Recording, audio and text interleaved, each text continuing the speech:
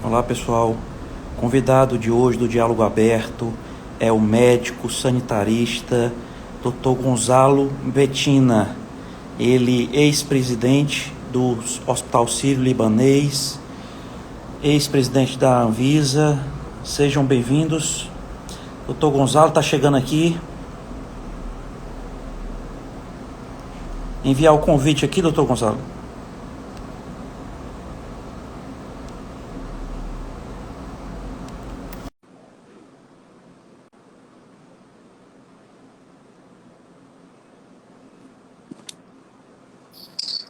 Dr. Gonzalo Bettina, boa noite. Oba, boa noite, tudo bem? Tudo bem? Seja bem-vindo ao Diálogo Aberto. Prazer é todo meu. Doutor, o senhor conhece aqui a nossa terra, Ceará, Fortaleza? Claro que eu conheço. Ah, Não tem jeito de não conhecer, é uma bela terra. Pô. o senhor está falando de onde? Tô falando de São Paulo, onde eu moro. Tô Cidade falando de mesmo, né? casa, A na cidade de São cidade, Paulo né? mesmo. Cidade de São Certo. Paulo, Alto da Lapa. Ah, que bacana. Pois, doutor Gonçalo, é uma grande honra. Então, vamos aqui iniciar a nossa conversa aqui de hoje. Não é? O nosso convidado de hoje do Diálogo Aberto é o doutor Gonzalo Bettina, ele médico sanitarista, professor da Faculdade de Saúde Pública da USP, ex-presidente da Anvisa, ex-secretário municipal de saúde de São Paulo e ex-presidente do Hospital Sírio-Libanês. Doutor Gonzalo, gostaria de iniciar a nossa conversa, não é? Nós acompanhamos aí que a Anvisa vetou a importação da vacina Sputnik V. Como o senhor vê esse veto, doutor? Veja, o trabalho da Anvisa é garantir a segurança sanitária de qualquer produto que nós tenhamos que consumir e que de alguma forma interfira com a nossa saúde. Então, isso é um espectro muito amplo de coisas, alimentos, medicamentos, cosméticos, produtos de limpeza, enfim, tem uma gama imensa de produtos que a Anvisa ela garante a segurança sanitária desses produtos. Entre os quais, dentro da categoria dos medicamentos, estão as vacinas. Vacina é um negócio bem complicado, porque vacina é um remédio que a gente aplica em gente que não está doente. Então, um remédio que você aplica numa pessoa que não está doente não pode fazer mal. Por definição, não pode fazer mal.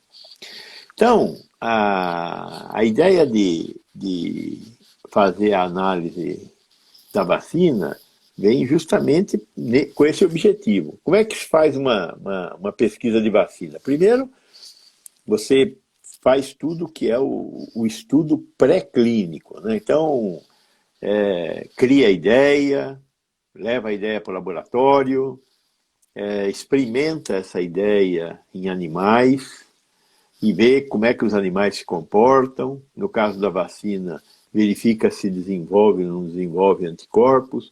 Lógico, os sistemas imunológicos dos animais têm diferenças em relação ao humano. Por isso, não é suficiente fazer os testes em animais.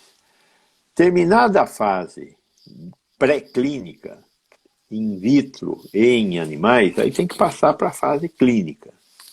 Na fase clínica, você pega aí 100, 200 pessoas e injeta o produto e vê o que acontece do ponto de vista de eventos colaterais, efeitos colaterais. Faz mal, se não faz mal. É aceitável que tenha dor, que tenha um pouco de febre, tem alguns eventos colaterais que são mais conhecidos e são esses que são utilizados na fase 1 da pesquisa clínica. Aí passamos à fase 2. De novo, injeta em mais 100, 200 pessoas e vai verificar se o produto faz o efeito esperado. Qual é o efeito esperado? Produz anticorpos. se ele produz defesa contra o agente que nós estamos estudando. No caso aqui é um vírus, né? Podia ser uma bactéria. Nós temos muitas vacinas para bactéria. A BCG é uma vacina para bactéria, né? A difteria é uma vacina para bactéria, né? A maioria das outras vacinas são realmente voltadas para vírus, né? O tétano é uma bactéria, né? Agora, sarampo é um vírus, a poliomielite é um vírus, a febre amarela é um vírus, cachumba, rubéola, são vírus, né? Então, aí você aplica na pessoa e vê se ela desenvolve anticorpos. Se desenvolver anticorpos, nós já sabemos que ela é segura numa pequena amostra de 100 pessoas.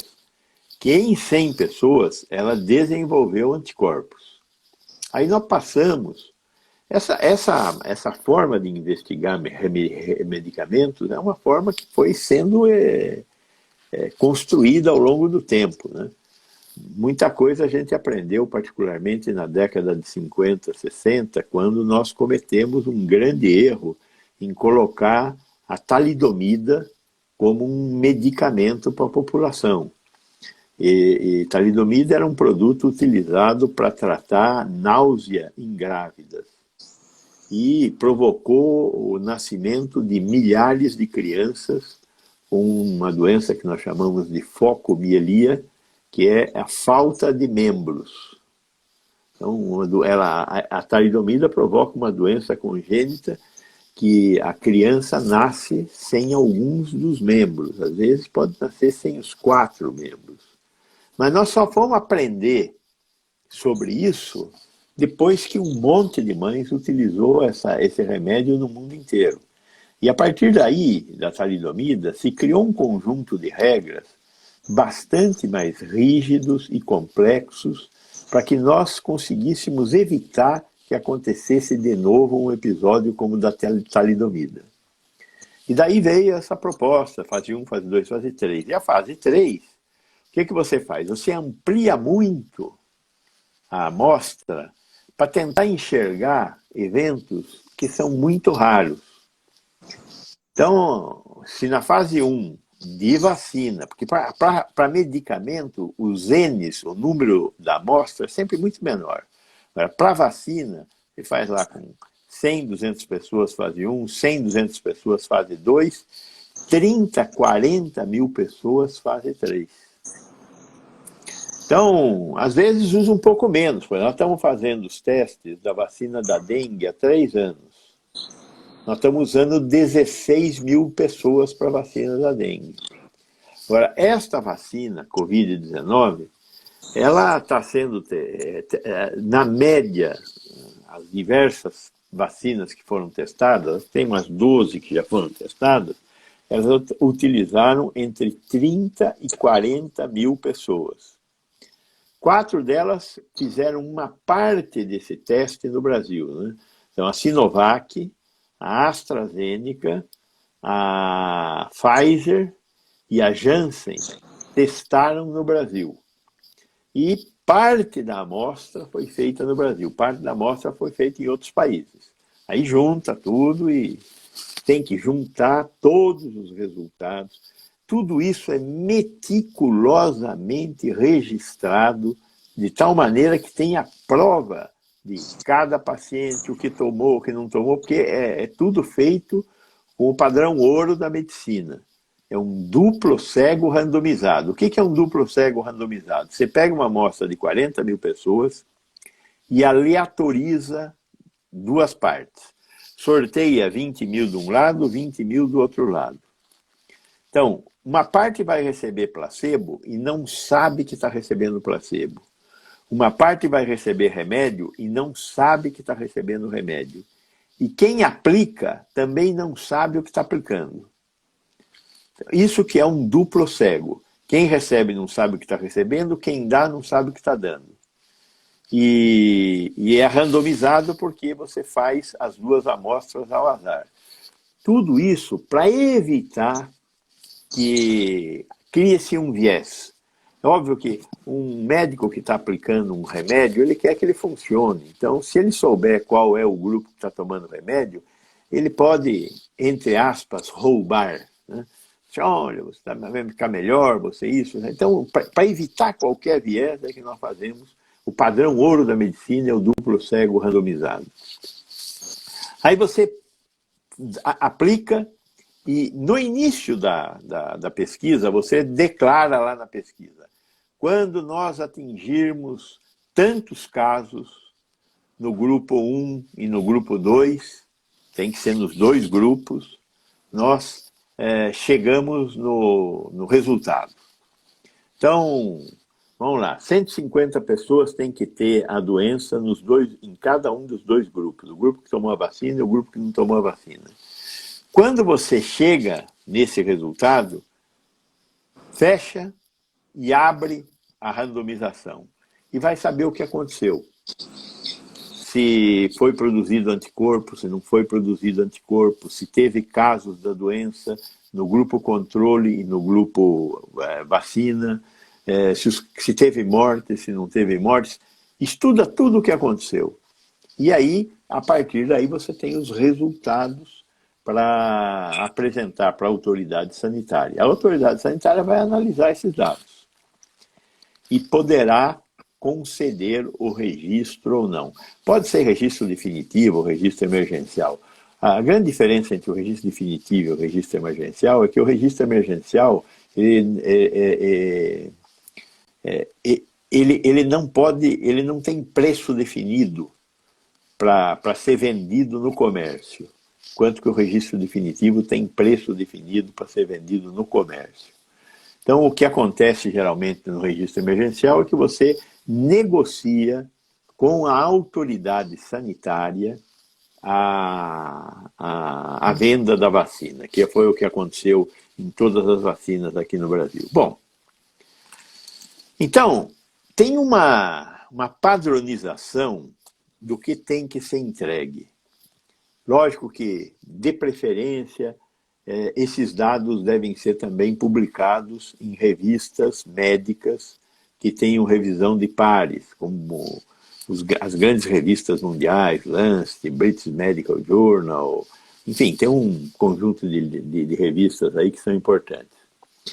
Uma vez feito isso, você entra na agência de regulação sanitária. É o FDA nos Estados Unidos, é a Agência Europeia de Medicamento na Europa, é a Agência de Vigilância Sanitária da Inglaterra, do Japão. Tem um grupo de 32 agências de vigilância sanitária que se reúnem anualmente e que fazem acordos de como é que vai ser a análise de produtos, vacina. Então, na verdade, é uma padronização mundial para ninguém exigir de mais nem de menos.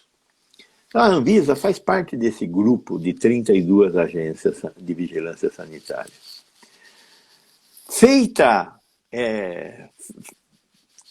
Fez a pesquisa, entregou os dados, está tudo em ordem, dá o registro e pode usar na população. O que pode acontecer aí?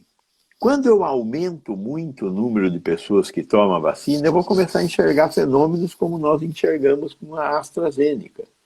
Então, de repente, com 50 milhões de pessoas vacinadas, um fenômeno que acontece na quarta casa depois da vírgula, 0,0004%, eu consigo enxergar quando eu vacino 50 milhões de pessoas, que são os tais dos eventos que formam trombos e dão embolia. Eu não consegui nenhum caso de embolia em 30 mil pacientes. Agora, quando eu dei para 50 milhões de pessoas, apareceu muito raramente casos de embolia. Então, por isso é importante também acompanhar a vacina durante o processo de extensão de uso, que a gente chama de fase 4, que é já no uso aberto do remédio. A Sputnik V foi produzida pelo Instituto Gamaleya. O Instituto Gamaleya é um laboratório russo famoso e reconhecido no mundo inteiro. O Instituto Gamaleya não tem fábrica, ele está sendo produzido em fábricas que foram contratadas na China para produzir essa vacina. Quem está negociando mundo afora essa vacina não é o Instituto Gamaleya, é um negócio chamado Fundo Russo de Participações, que é dirigido por um sujeito chamado Kirill Dmitriev. Esse Kirill é um comerciante. Então, quando ele conversa, ele não está falando de vacina, ele fala de dinheiro, de negócio, de contrato, que é o que ele sabe falar. Então, a Anvisa recebeu a documentação, inicialmente através da União Química, e depois o Kirill entrou na parada aí para acertar essa. A União Química era o laboratório brasileiro que está encaminhando para ser o produtor da vacina aqui no Brasil. Em tese, ele inicialmente recebe a vacina para ser envasada, a fábrica aqui em Guarulhos está pronta para fazer o envase, foi aprovada pela Anvisa, tudo bem. A fábrica de Brasília, que é onde ele vai produzir a vacina, ainda não foi inspecionada porque falta equipamento na fábrica de Brasília. Quando tiver os equipamentos, a Anvisa vai lá e inspeciona. E nesse meio tempo, o Fundo Russo de Participação conseguiu vender a vacina em 62 países. Na maioria dos países, a quantidade comercializada foi pequena. Nitidamente, a Rússia está fazendo o que a gente chama de diplomacia de vacinas. Como a China está fazendo com muitos países na África também, como provavelmente daqui a pouco, com a sobra de vacina, os Estados Unidos e a União Europeia vão fazer com os países do terceiro mundo. Dos 62 países que estão comprando a vacina da Sputnik V, a grande maioria são países de pequeno porte, países que não têm uma vigilância sanitária importante. A única exceção é o México, que é um país de 130 milhões de habitantes, e a Argentina, que é um país aí de quase 40 milhões de habitantes. O México tem uma vigilância sanitária sofrível, não é boa. Esses outros 60 países, nem vou comentar. A Argentina teve uma vigilância sanitária boa. Eu visitei a Agência Nacional de Alimentos, Medicamentos e Tecnologia, chama-se ANMAT. Eu visitei lá pelos anos 98, 99. Era uma boa agência. Mas a Argentina passou por um processo traumático de destruição do Estado argentino. O Estado argentino, hoje, com a inflação de 40% ao ano, é um país sofrido. Passou por eleições seguidas de presidente, demissão, etc. É um país sofrido. Inclusive, nós tivemos a oportunidade de ler uma manifestação de um dos ex-diretores de medicamento da ANMAT, Dr. Jaime Lipskovic, em que ele fala que ele acha que a Anvisa está certa em não ter aprovado a vacina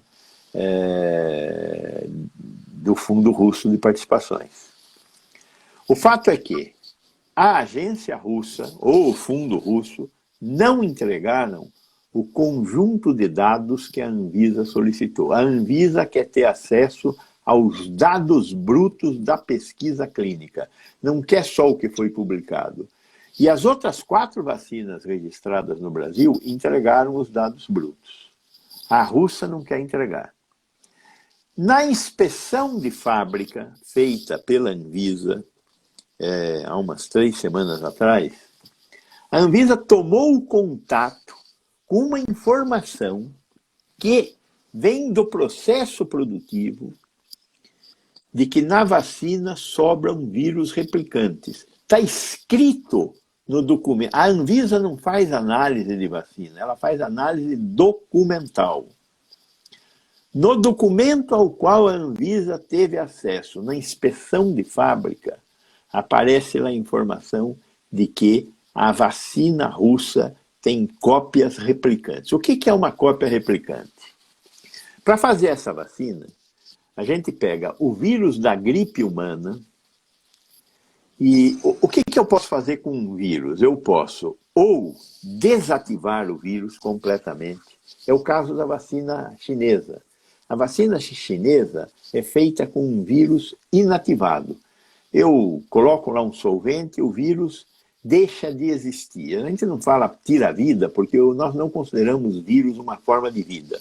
Então a gente inativa o vírus. Junta o vírus com um elemento provocante no nosso organismo e injeta. Essa é a vacina chinesa. A vacina russa, você pega o vírus da gripe humana, que é um vírus grande, DNA vírus, e você atenua. Como é que faz a atenuação? Você pega aquele vírus e põe num ovo. Aí tira daquele ovo, põe em outro ovo. Tira daquele ovo e põe em outro ovo. Até que o vírus para de se multiplicar. Ele não deixou de existir, mas ele não consegue mais se replicar. Isso é que nós chamamos de vírus atenuado. É um vírus que não replica. Misturo esses vírus atenuados com proteína da espícula do SARS-CoV-2. E essa proteína vai se alojar dentro do vírus atenuado. É isso que é a vacina que é introduzida no corpo humano.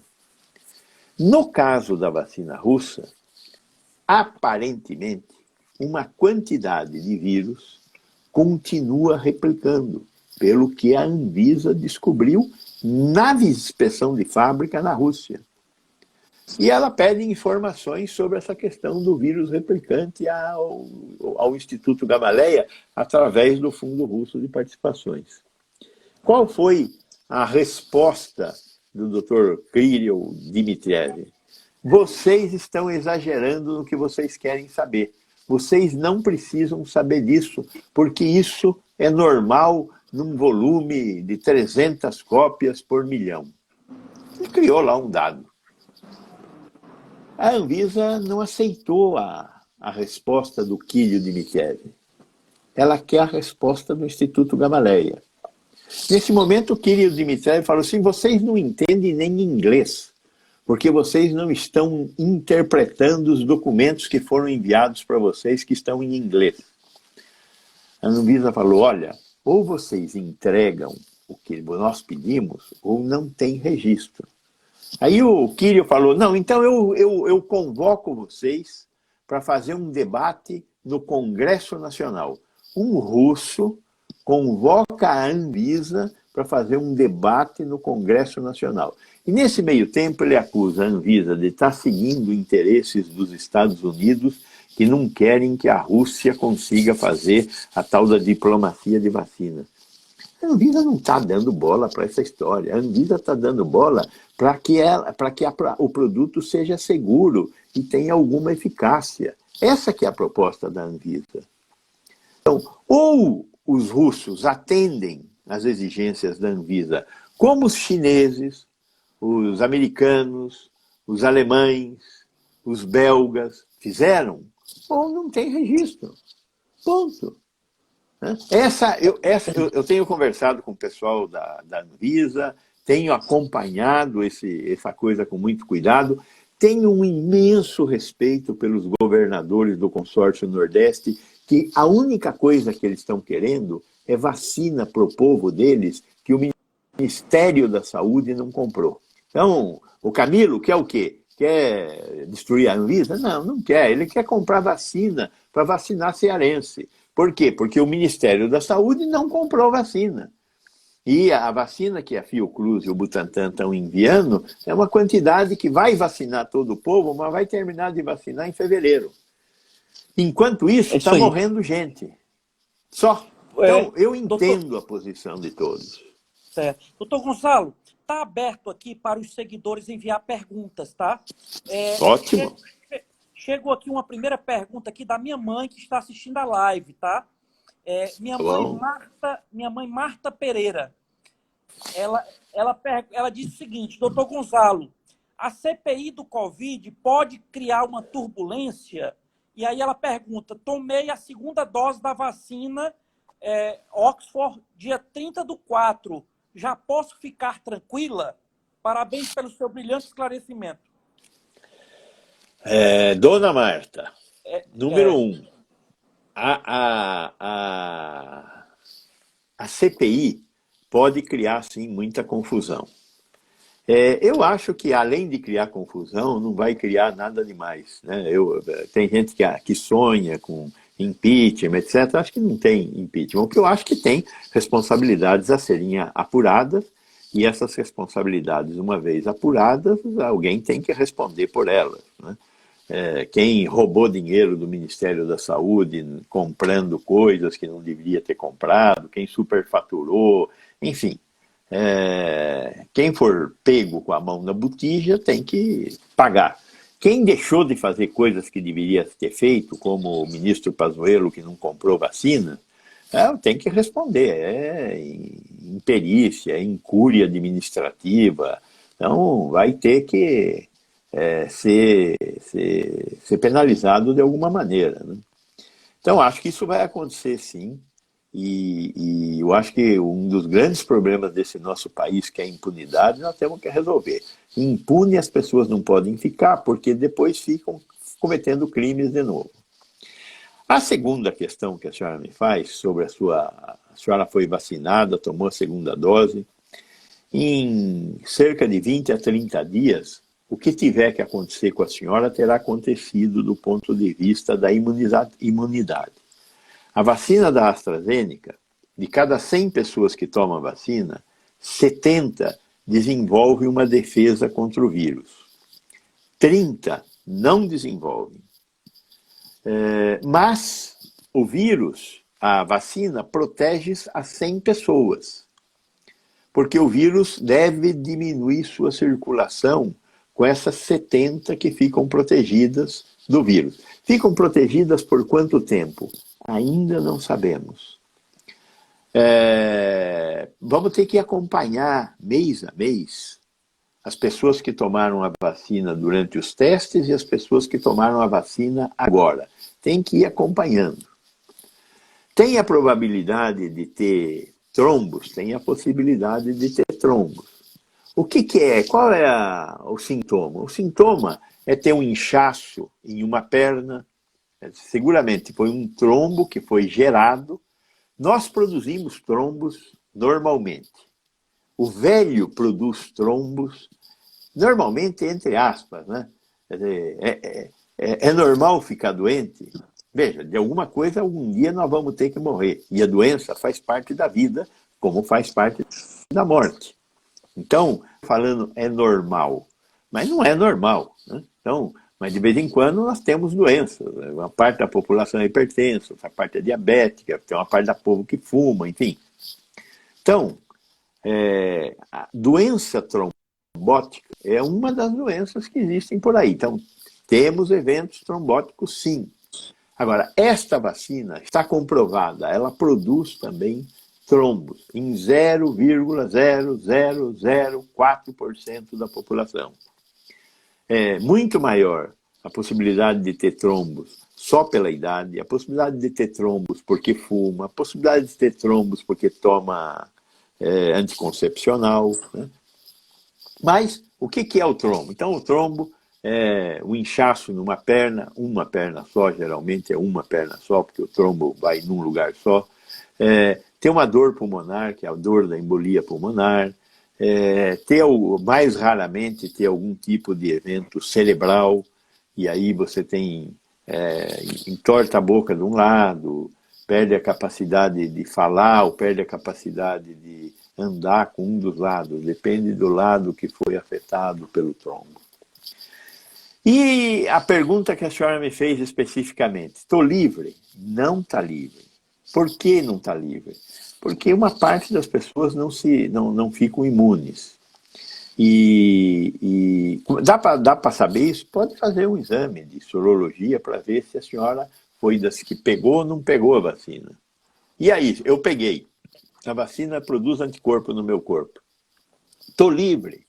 Não está livre. Por que não está livre? Porque o vírus continua se multiplicando e está produzindo o que a gente chama de variantes. O que é uma variante? é um vírus diferente.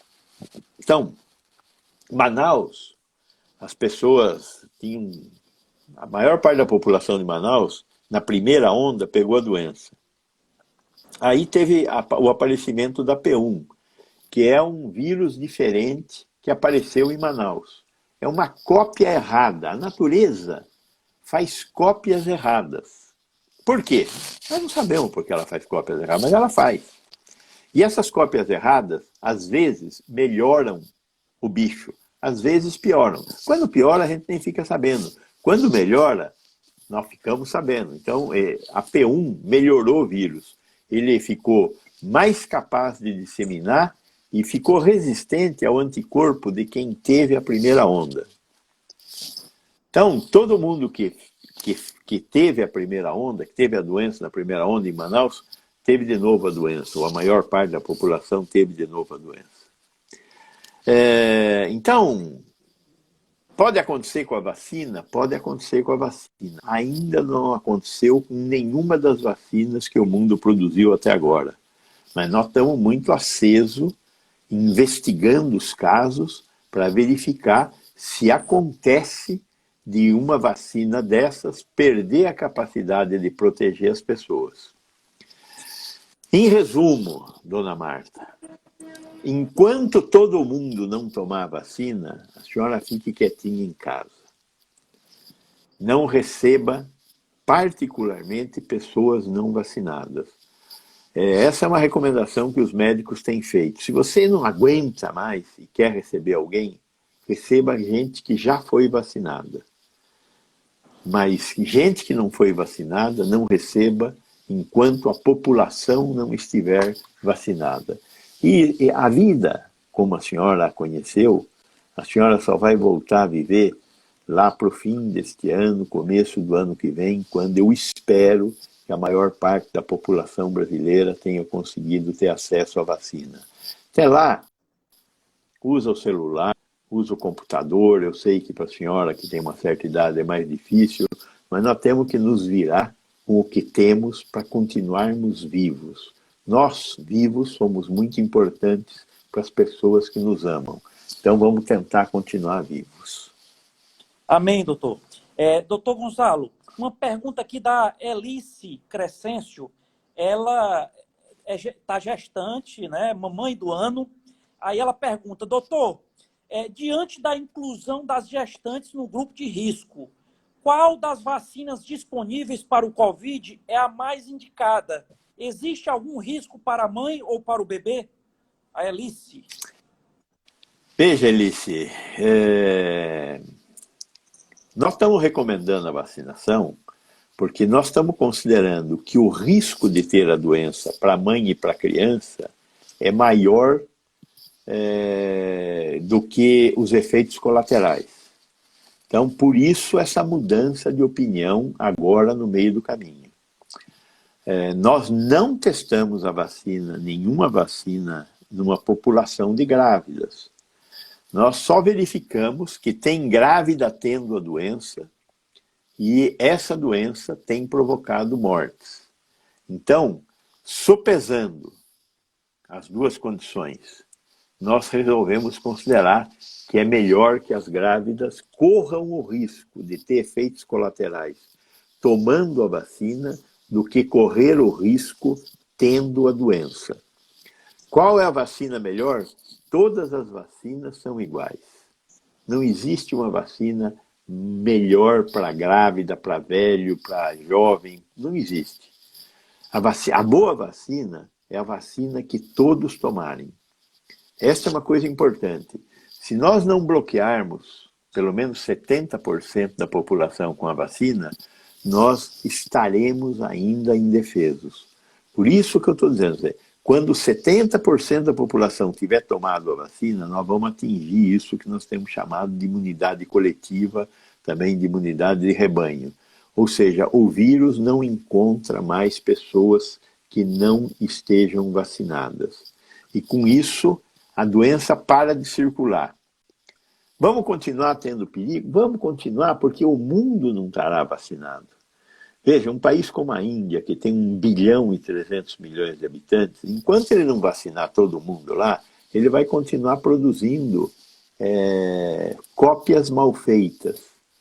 E essas cópias mal feitas poderão viajar pelo mundo, porque hoje a gente vai de um lado para o outro muito rapidamente.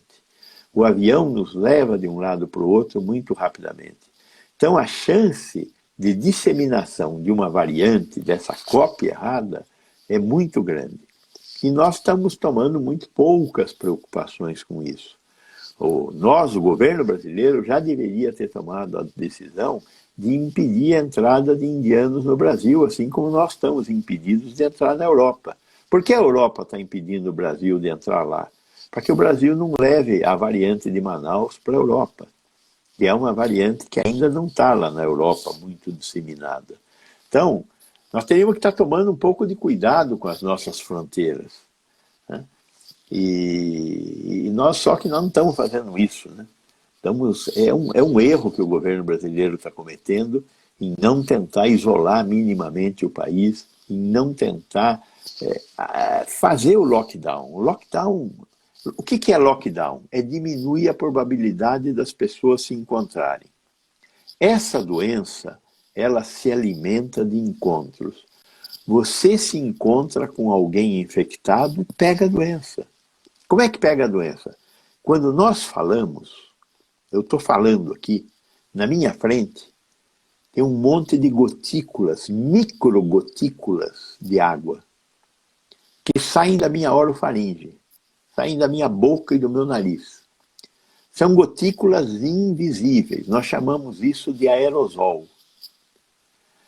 Se alguém passar pelo meu aerosol, que está aqui na minha frente, porque eu estou numa sala fechada, que não tem ventilação, então esse aerosol fica na minha frente durante algum tempo, alguns minutos.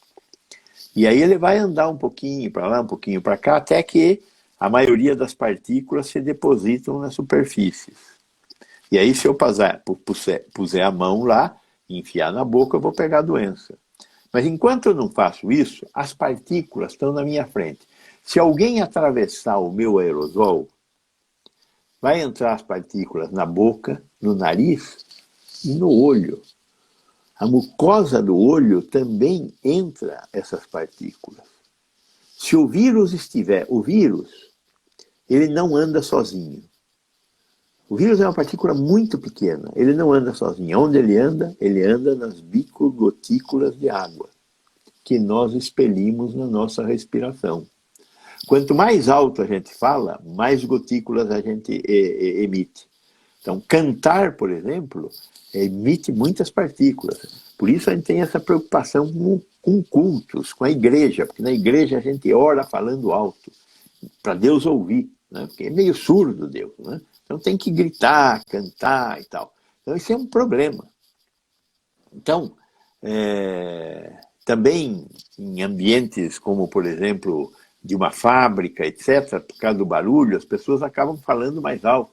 Então, o uso da máscara é fundamental, porque a máscara retém gotículas de água. A máscara não impede que eu respire vírus, mas a máscara impede que eu jogue vírus onde eu estiver. Então, por isso, essa doença ela é provocada por encontros. Eu saio na rua e encontro pessoas. Então, quando eu faço medidas de isolamento social, esse tal de lockdown, eu não gosto de usar palavras inglesas, porque a maior parte do povo brasileiro não entende. Então, o que é um lockdown? É isolamento. Então, não encontrar outras pessoas, exceto se não tiver jeito. Eu preciso comprar comida. Então, você vai encontrar o caixa do supermercado, o cara que arruma as prateleiras, né? Não tem saída. Preciso comprar remédio. Você vai encontrar o cara da farmácia, o cara que arruma remédio na farmácia, né? Então, essas são as duas profissões mais importantes. Mas também tem gente que não tem carro, tem que andar de ônibus. Então, o motorista de ônibus, se tiver cobrador, o cobrador, e o povo que anda no ônibus, né? E pior, nosso transporte coletivo, regra geral no Brasil, é uma coisa mal organizada, não é coisa para pobre. Então é coisa mal feita. Então entra aquele monte de gente, fica todo mundo junto, e respirando, e a chance de encontrar o vírus é muito grande, né? Então, de tempos em tempos, precisa fazer um lockdown. Para quê? Para diminuir o número de casos. Por que tem que diminuir o número de casos? Porque os nossos hospitais não aguentam atender a quantidade de pessoas que acaba se infectando. Então, não tem jeito. Lockdown, isolamento social é fundamental. E agora nós temos que discutir também diminuir a probabilidade de entrada de indianos no Brasil, gente que venha da África do Sul, que vai trazer para o Brasil a variante da África do Sul, que é uma variante meio brava, a variante da Inglaterra também, uma variante perigosa. Nós devíamos estar proibindo pessoas desses países ou que passaram por esses países de entrar no Brasil. Isso ia evitar que o vírus chegasse aqui? Não ia evitar, mas ia dar um tempo a mais para a gente. E o que nós estamos precisando hoje é de tempo, porque não temos vacina para vacinar rapidamente a população. Se nós tivéssemos comprado vacina, teríamos, mas não temos. Fale, companheiro. Doutor, o senhor já respondeu uma pergunta da seguidora aí, da Nuz Andrade, que ela perguntou exatamente com relação ao lockdown e isolamento. Agora, o advogado e ex-deputado federal, doutor Crescêncio, ele está perguntando aqui no Ceará houve um atraso na aplicação da segunda dose da Coronavac. O que pode acontecer com isso, doutor? Nada. Quando chegar a segunda dose, vá lá e tome. O bom seria tomar entre 21 e 28 dias. Não tomou, é uma exceção. Tome a segunda dose quando a segunda dose chegar. Não existe, exceção feita a vacina da Janssen, que é uma vacina de dose única, todas as vacinas pesquisadas no mundo hoje são de 2 doses. Precisa do reforço. Esse reforço é dado entre 21 e 28 dias no caso da Coronavac e 3 meses no caso da AstraZeneca e também no caso da Pfizer, que este mês o Brasil recebeu 1 milhão de doses da Pfizer, né? Nós estamos comprando 100 milhões de doses da Pfizer, ela entregou 1 milhão agora para deixar a gente feliz, que é o que os russos iriam fazer, e o resto ela vai entregar no 4º trimestre do ano, as outras 99 milhões de doses. O problema é que no mundo não tem vacina suficiente. Então nós teríamos que estar produzindo mais vacina. Aí vem essas discussões aí de quebrar patente, não sei o quê, que eu estou disposto a discutir se vocês quiserem discutir esse assunto. Doutor, uma pergunta aqui da Price. Quem tem um exame de IgG reagente 2,7, pode se considerar um pouco protegida? Só um pouquinho, muito pouquinho, não é uma boa proteção. Você provavelmente deve ter tido a doença, não sei se você tomou a vacina, você deve ter tido a doença, e apareceu esse título relativamente baixo de IgG. Quem teve a doença tem que tomar a vacina, tem que dar um tempo.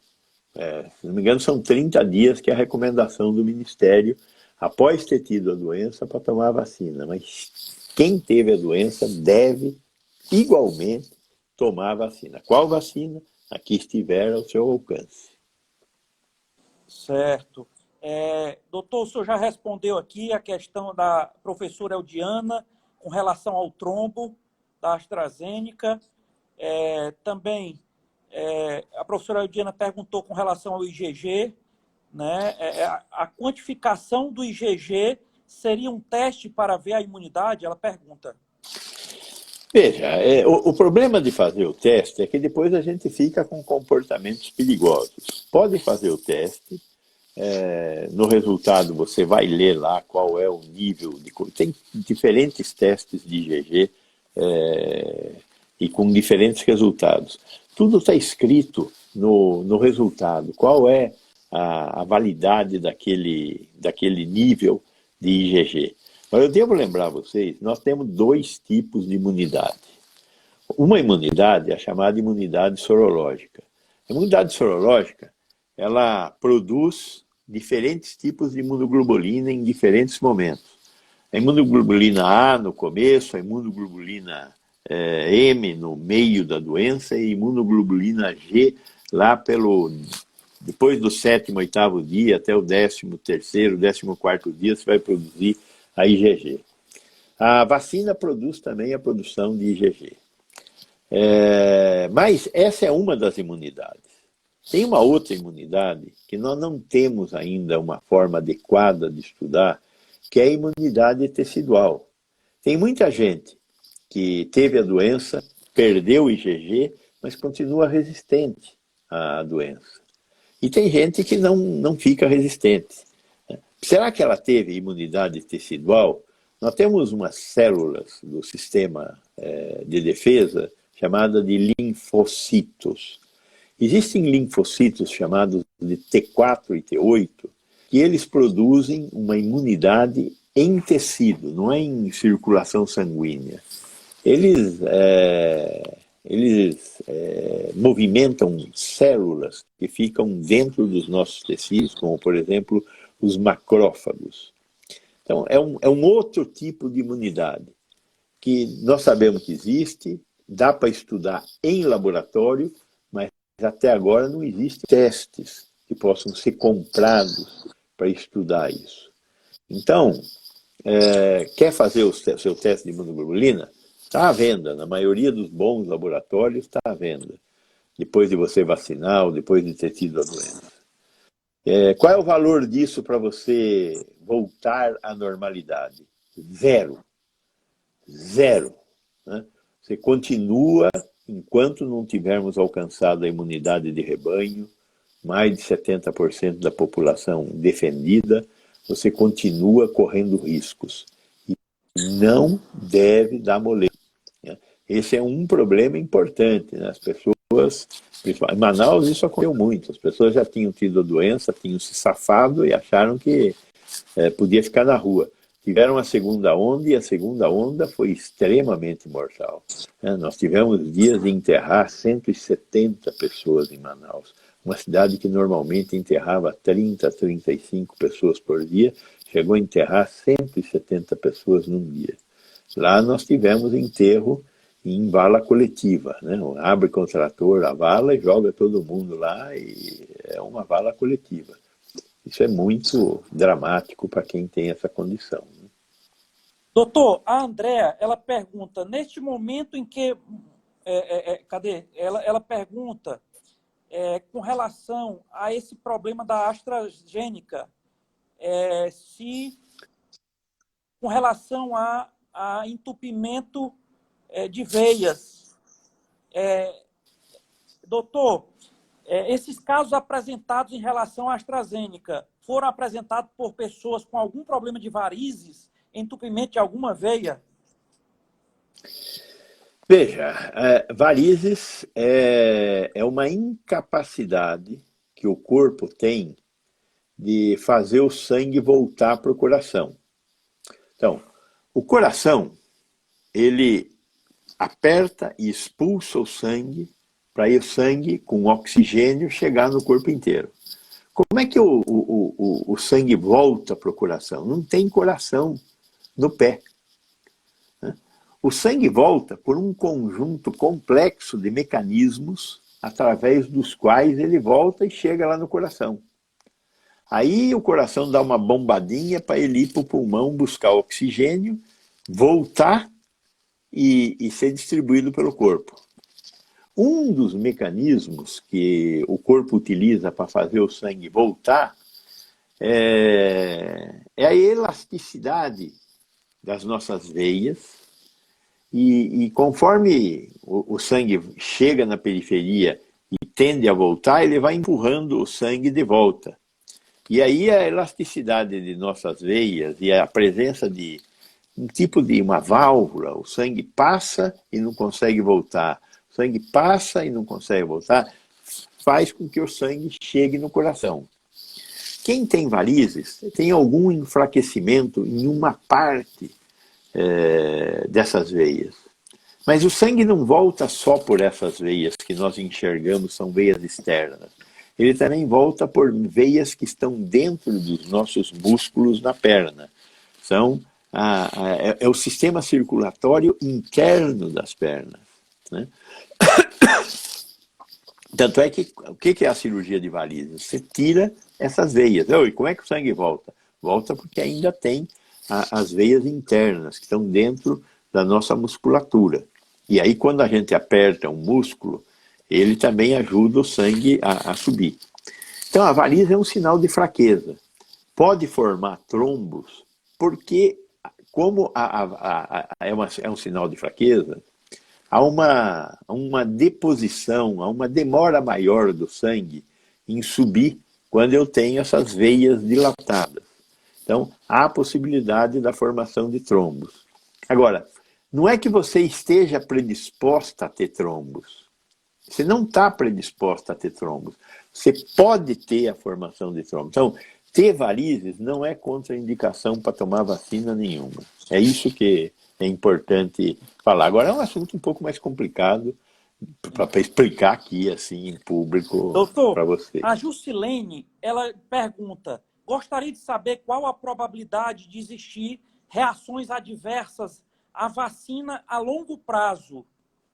Porque ela está dizendo que existe muitas fakes aí circulando. Veja, eu conheço boa parte das fake que estão circulando. Então, toda fake ligada à mudança de gene, mudança de genética, código genético, é fake mesmo, bem bobagem. Né? A longo prazo, as vacinas são... Nós não sabemos nada a longo prazo, porque nós começamos a fazer isso agora. Agora, nós conhecemos essas tecnologias.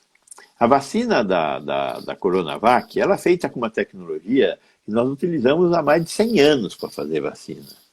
A primeira vacina que nós fizemos, a vacina da varíola, é uma vacina de vírus atenuado. Essa vacina acompanha a gente desde o século XVIII. Né? Estamos lá com essa vacina.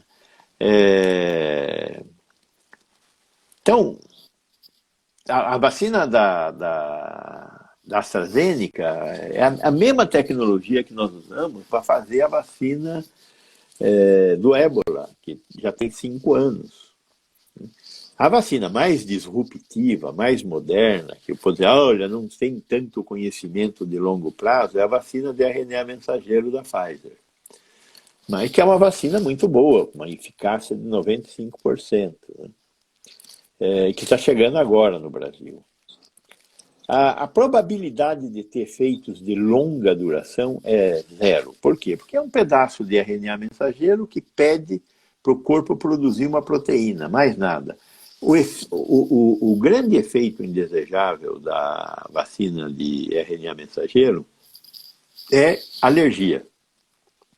Porque ela tem um produto para impedir a vacina de se congelar. Como ela é uma vacina que tem que ficar a menos 70 graus, e ela tem que ficar a menos 70 graus porque ela tem mensagem genética. Então, para conservar a mensagem genética, ela fica menos, mas não pode congelar. Então, ela tem um anticongelante. Esse anticongelante, ele é muito reatogênico. Então, quem tem alergia com qualquer coisa, essa pessoa vai ter que tomar cuidado quando for tomar a vacina da AstraZeneca. Qual é o cuidado? Tomar a vacina num lugar que tenha condição de atender um choque anafilático. É raro, mas está descrito na Inglaterra, onde essa vacina, nos Estados Unidos, onde ela está sendo mais usada, tanto a vacina da Moderna, que não veio para o Brasil, quanto a vacina da Pfizer, que está chegando no Brasil, são vacinas que podem dar choque anafilático. De novo, é um evento raríssimo. Nos estudos de fase 3, não aconteceu nenhum evento de reatogenicidade. Só quando ampliou muito o número de vacinados é que apareceram pessoas reatogênicas. E aí, de novo, é tomar a vacina num bom centro de saúde, que tenha condição de fazer uma injeção de adrenalina, e estamos conversando, você consegue combater um choque anafilático. Ok. Doutor Gonzalo, nós estamos aqui entrando na reta final da nosso diálogo aberto aqui, não é? Antes de passar para as suas considerações finais, né, eu quero... doutor, antes de passar aqui, tem uma pergunta aqui da Rose. A Pfizer ou a AstraZeneca pode dar choque afirmativo? Não, é choque anafilático. Anafilático, ó. Anafilático. A Pfizer pode dar choque anafilático. A AstraZeneca, que nós saibamos até o momento, não tem nenhum evento em lugar nenhum do mundo. Também a vacina a Sinovac, a vacina chinesa, não deu nunca nenhum. Agora, dor de cabeça, febre, dor no local da injeção, sintomas que duram 2, 3 dias, toda vacina pode dar e são os eventos colaterais mais frequentes. Doutor, uma outra pergunta aqui. Tem como evitar o trombo? É bom tomar, aí colocar aqui ASS. Não, a ASS é ácido acetil salicílico, Certo. né? Aspirina, a famosa aspirina. A aspirina, ela ajuda a não formar trombos, e nós temos utilizado isso muito para tratar os pacientes cardiopatas, né? É um senhor remédio muito seguro e que sim deve ser utilizado. Mas no caso da vacina, se você não for uma tomadora de AS por conta do seu quadro anterior, não comece a tomar AS por causa da vacina. Então, vigie o seu corpo e se tiver algum tipo de alteração, procure o pronto-socorro. Que, sendo tratado rapidamente, a gente tem medicamentos que dissolvem trombos e reestabelecem a circulação. Então tem que ficar atento. Nós conhecemos o nosso corpo melhor do que ninguém. Então, tomou a vacina, aconteceu uma coisa que eu não esperava que acontecesse, vai para o hospital. Vê lá o que é que está acontecendo. Doutor, uma pergunta. Qual vacina o senhor julgaria mais segura para gestante diabética? Olha, a vacina, de novo, a vacina mais segura é a vacina a qual você tiver acesso. Nós não temos nenhum dado que indique que A, B ou C é mais segura para uma grávida. Converse com seu obstetra e decida junto com ele. Certo. Doutor, muito obrigado. Obrigado a todos que participaram aí do nosso diálogo aberto. Pedir para quem não segue o doutor Gonzalo Vetina, vamos seguir, clica lá, ele tem conteúdo maravilhosos. Diariamente aí é importante a gente ficar aí bem esclarecido com as informações do professor Gonçalo Vetina. E também pedir, quem não segue o Diálogo Aberto, pedir para seguir. Segue o Diálogo Aberto e acompanha toda a nossa programação de entrevistas com muito conteúdo, sempre com entrevistados com grande sucesso nas suas áreas. Então é importante vocês estarem seguindo, acompanhando e participando das nossas entrevistas. Obrigado a todos que participaram.